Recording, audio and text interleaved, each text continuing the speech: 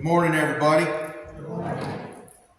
It's a nice autumn day today. The movie went well last night, and I can assure everybody that the next viewing we will have popcorn. Okay? But we encourage that you bring something to drink, maybe a snack, but we'll hopefully have the heat going so it's not so cold in here. But it was a great movie, and I think those who have seen it understood a little bit more about God and the impact that he can have. Before I begin with the sermon today, I know that the last several weeks have been real trying for a lot of people because of the election. And now that it's over, I just think I saw this slide, and I think it's important that you pay attention to what's in this slide because it's a truth and it's never going to change.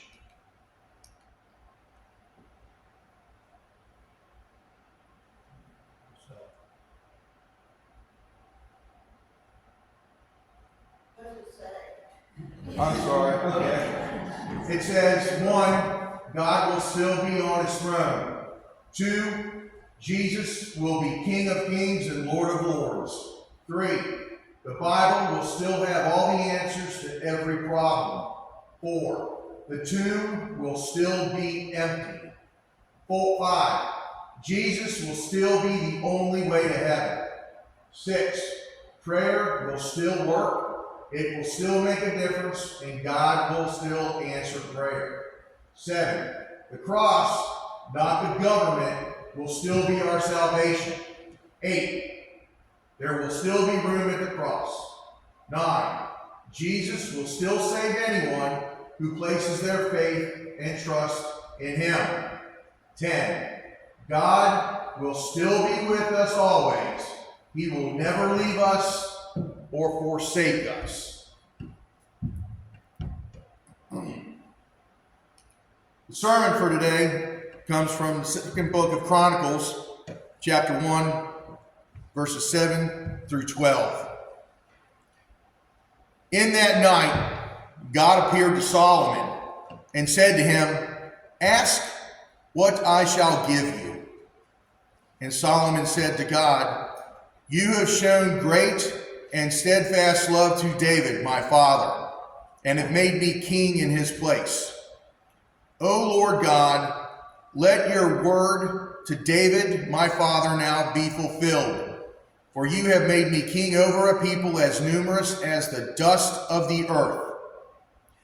Give me now wisdom and knowledge to go out and come in before this people, for who can govern this people of yours, which is so great?" God answered Solomon, "Because this was in your heart, and you have not asked for possessions, wealth, honor, or the life of those who hate you, and have not even asked for long life, but you have asked for wisdom and knowledge for yourself, that you may govern my people, over whom I have made you king." In Ephesians chapter 5, verse 15 through 17. "Look carefully then how you walk, not as unwise, but as wise, making the best use of the time, because the days are evil. Therefore do not be foolish, but understand what the will of the Lord is." One of the aspects of walking this planet is learning the importance of wisdom. Solomon, the son of David, was the king of the Israelites, and God spoke to Solomon, and Solomon had asked for something greater than himself, something that would benefit others, something that held far more value than gold and jewelry. He asked God for wisdom and knowledge. Ephesians tells us that we need to make the most of our time while we are here, and not to forget that there is much evil around us, as we all well know. Not to fall prey to the allure of the evil one, but to shun those ways and to remember and act in accordance with the will of God. Well, how do I do that? What is the will of God? Great questions. The will of God is clear. Started with the Ten Commandments. Those were issued to Moses by God. Or I can refer you to the one commandment that Christ issued to his apostles. You shall love the Lord your God with all your heart and with all your soul and with all your strength and with all your mind, and your neighbor as yourself. To love is to forgive and to understand. Wisdom typically comes from experience. And there's a saying, good judgment is the result of experience, and experience is the result of bad judgment. How many times have we been in a situation where we knew the path, the decision to make, yet we went a different direction and it was the wrong decision? That's ignoring wisdom and believing it doesn't apply in that situation. Some of my wisdom moments have been the result of bad judgment. And of course, I've got a story. When my oldest son was in 3rd or 4th grade, he had to do a history report. And so his mom asked me if, I would help him with that. So we went online and I showed him how to research online and how to take what he saw and put it in his own words. And over the weekend, he was able to get the report done. And then, good job. So a couple weeks go by and I said, hey, how'd you do on that report? He's like, I got a D. I'm like, what? Are you kidding me? Now, I'm a history major. That was my major when I was in college. I said, there's no way you warranted a D. I said, hold on a minute. Now, mind you, this was my first born. Okay? So I listened to what he said and I acted on it. So I wrote this rather scathing letter to his teacher, basically saying that if she should have paid attention to the content versus the structure of the paper, and that how could someone like her be entitled to have a degree to teach? So I gave it to him. I said, give this to your teacher. He did. And I get a call from his teacher. Mr. Wilburn? Yes. Hi, this is Mrs. Johnson. I'm Thomas's teacher. I'm like, hi, how are you? She goes, I'm doing okay. I'd like to meet with you and discuss Thomas's paper. I said, sure, absolutely. And I was a district manager for a convenience store chain, so I had very open schedule. So we set it up, and I get to the school at the appropriate time, and I'm walking in, and I'm like, cat ready to pounce. Cat ready to pounce.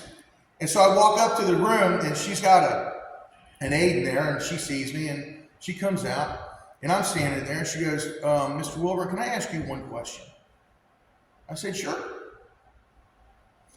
She said, did Thomas show you the syllabus?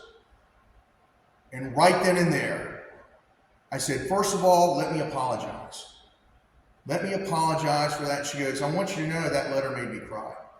And man, she was good at doing that too. I felt like lower than Don when Emily saw him. And I'm just like, I'm trying to back out of this, but she keeps drawing me in. And I never felt so bad in front of somebody because I acted on impulse. And so, by the grace of God, boom, lightning struck. And I said, Ms. Johnson, I want to make you a promise right now. She's like, what's that? I said, you've taught me a very important lesson. From this moment on, I promise you that every open house, I will go and meet all my kids' teachers and I will tell them this experience. Because I didn't realize that my child may not be completely honest with me. But now I do. And this will impact the lives of my other children. And she's like, well, then if you'll do that, then this was a worthwhile experience. And I apologized multiple times, and I thanked her for making me realize how wrong I was, and that would never happen again. And as I was getting ready to leave, I asked her if I could get that letter back, and she said, no, I'm going to keep it. So Proverbs 11, verse 2 states, when pride comes, then comes disgrace, but with humble is wisdom. When I look back on my life and consider all the times that bad judgment was involved, I'm honestly surprised I came out relatively unscathed. As adults, there are times we try to instill our wisdom on those of the younger generation, and sometimes it sinks in and other times not so much. When my daughter Whitney got a job working at Domino's, she loved it up until the third week. And then she came home all upset, and I'm like, what's wrong? Nobody likes me, Dad. I said, what are you talking about? Oh, nobody likes me. I said, all right, we need to sit down. I said, honey, you need to understand something. There's two ways to look at this situation. You're either an asset or a liability. You're not there to make friends. If you make friends, that's great. You agreed to do a job, and you do it to your best of your ability.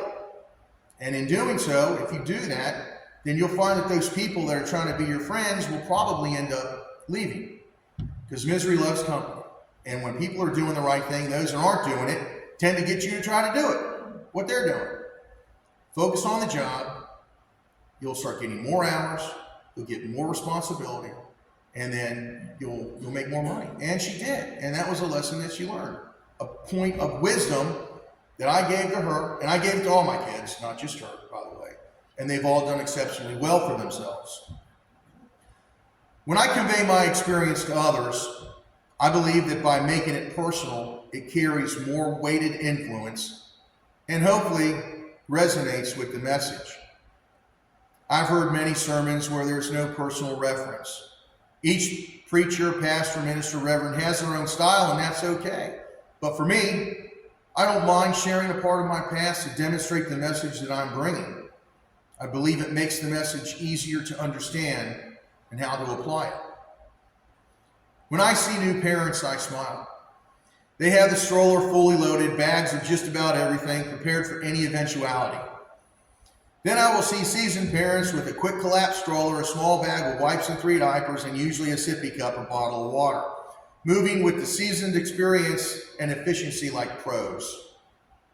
And that's a good example of gaining wisdom from the parental point of view. It's the learn as you go, and if you pay attention, you will learn more and you'll be wiser. We have all seen folks at one time or another go through similar experiences that we've had. Sometimes we try to offer advice, having learned the wisdom the hard way.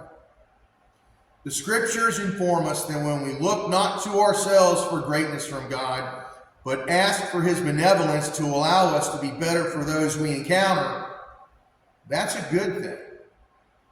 That's something that makes God happy. Now, it's not to say that you will get it right away. More likely than not, he will provide you with the opportunity and a moment of an epiphany to make the most of that moment. We must be vigilant and strive to continue to shine the light of the Lord in a world that is being consumed by darkness. We must not look for others to carry the lantern. We are the lantern, and it only takes one to bring light where and when the light is needed.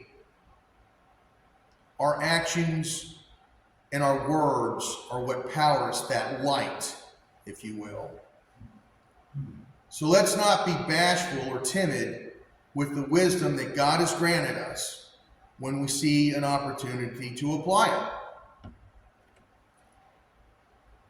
Back in 1986, I went over to Israel. I had a friend of mine who was getting married. And on that long flight over there, I sat next to an elderly man who was going to his home. And it was a 14 or 16-hour flight. And I was literally beside myself. Thank goodness that I had my Walkman, because I was trying to be nice with this gentleman, but he just kept talking. And I just wanted some peace. And so, I put my headset on and I said, God, please, please make the trip back home. Not this. Be careful for what you wish for, because on that flight back was a young couple with a 4-month-old kid that could not stop crying. That's wisdom. Be careful what you wish for. So, in closing, I want to read a story here real quick. There was once a preacher that was invited to attend a men's breakfast in the county. As they all sat down, the visiting preacher asks one of the impressive older farmers if he would say grace before they ate. The old farmer stood, and everyone bowed their heads, and the old farmer began. He said, Lord, I hate buttermilk. The preacher opened up one eye and wondered to himself where this was going. Then the farmer loudly proclaimed, Lord, I hate lard. Now the preacher was extremely nervous, not knowing where this was going. However, without missing a beat, the farmer prayed on, and Lord, I don't care much for raw white flour either. And just as the preacher was ready to stand and stop everything, the farmer continued, but Lord, when you mix them all together and bake them up, I do love fresh biscuits. So Lord, when things come up we don't like, when life gets hard, when we just don't understand what you are saying to us, we just need to relax and wait until you're done mixing. And probably it will be something even better than biscuits. Amen.